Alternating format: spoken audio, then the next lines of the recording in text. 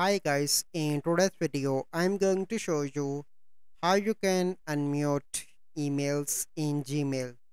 So the first step you need to do is to open Gmail, okay, and click on three bars on the top left. But here you can find there is no option to find the muted emails. So how you can do that? So you simply need to click on search in mail, click on IS double dot semicolon and search for the muted, hit enter and click on that, and here you can see three dots. Here you can see there is no option, but here is the option that is marked as read.